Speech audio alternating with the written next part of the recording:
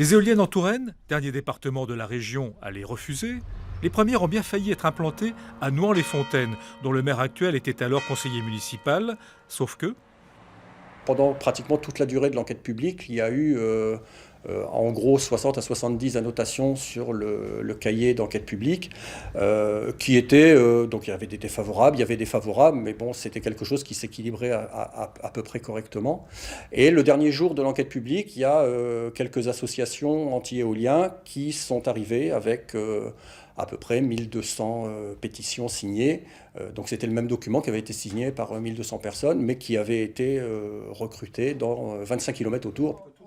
Aujourd'hui, Éric Moreau est vice-président de la communauté de communes du Sud-Lochois, en charge de son plan climat-énergie.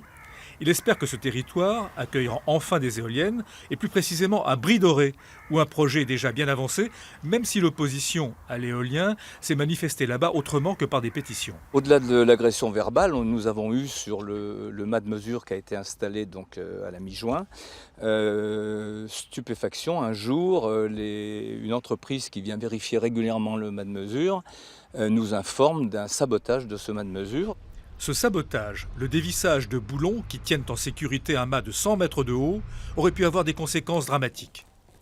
Mais cet après-midi-là, c'est un tout autre sujet qui réunit les promoteurs du projet et les agriculteurs de la commune. Les entrepreneurs de l'éolien proposent en effet à tous les agriculteurs volontaires, et pas seulement ceux qui louent leur terrain, le financement d'un diagnostic territorial des pratiques agricoles. J'ai dit, est-ce que vous avez des budgets prévus pour nous accompagner ou est-ce que vous n'en avez pas ? Ouais, justement, c'est tout l'objet de la démarche. Nous, justement, on a des budgets pour vous accompagner, mais après, c'est vous qui allez mettre en place ces mesures-là. C'était aussi une première. Ils ont souhaité qu'il y ait un travail sur la biodiversité plus globale sur le territoire. Et donc, c'est vrai que sur des territoires aussi ruraux que Brie-Dorée, en premier lieu, c'est de travailler avec les agriculteurs. Avec pour objectif d'aider les agriculteurs à s'orienter vers des pratiques respectueuses de la biodiversité et en même temps économiquement soutenables.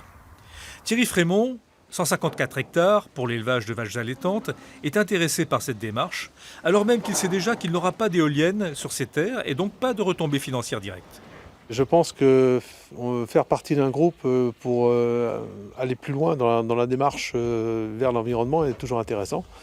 Et que comme l'ensemble des agriculteurs sont autour de moi, si je ne fais pas partie de ce groupe, mon exploitation fera tâche dans ce territoire et je n'ai pas envie qu'elle fasse tâche et je veux plutôt me tourner vers l'avenir. Et l'avenir, c'est, je pense, une agriculture un petit peu plus collective. Le caractère collectif du projet de ce parc de 3 ou 4 éoliennes, il a d'abord été celui du financement participatif ouvert aux habitants de la région pour les études préalables.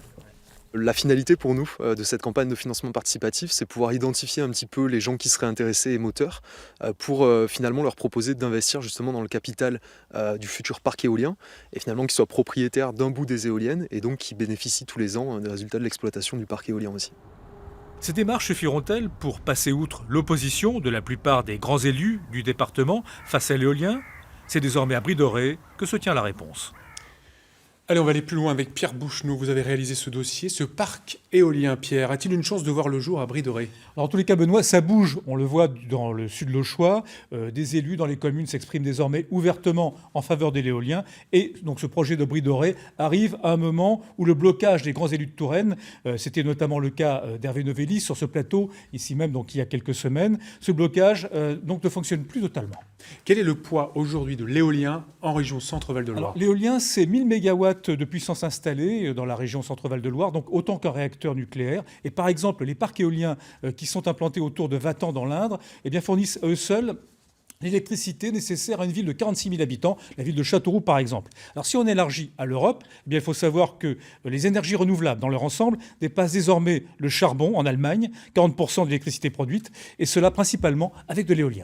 Pierre, en France, le gouvernement vient de confirmer qu'en 2035, le nucléaire représenterait 50% de la production électrique. Alors qu'aujourd'hui, c'est entre 75 et 80%. Alors ce serait une exception française, puisque tous nos pays frontaliers, alors l'Allemagne, mais aussi l'Espagne, l'Italie, la Belgique, ont décidé de sortir du nucléaire totalement. C'est une exception française qui donne de gros soucis à l'autorité de sûreté nucléaire. Son patron vient d'exposer en effet dans une page du journal Le Monde ses motifs d'angoisse dus au vieillissement des centrales nucléaires, la plupart d'ailleurs supérieures de celles de notre région ont presque atteint la limite de 40 ans. Et cela va de la corrosion des pièces de refroidissement des groupes électrogènes de secours à des équipements de sûreté qui ont été posés à l'envers, etc. Quant aux réacteurs plus anciens et donc mis à l'arrêt, comme ceux de Saint-Laurent-des-Eaux A1 et A2, eh bien, le patron de l'autorité de sûreté nucléaire s'indigne que leur démantèlement soit repoussé au siècle prochain. Pierre, il y a encore une dernière question, la problématique de la gestion des déchets radioactifs, et ça concerne aussi et surtout notre région. Alors là aussi, c'est une impasse parce que les piscines d'entreposage des déchets radioactifs de La Hague sont en effet déjà remplies à 93%, et c'est bien la construction d'un nouveau site d'entreposage de ces déchets qui va forcément s'imposer. Et justement, il en est question à Belleville-sur-Loire dans le Cher, même si EDF assure que pour l'instant, rien n'est encore décidé. Merci beaucoup Pierre pour cet éclairage très complet. Merci beaucoup.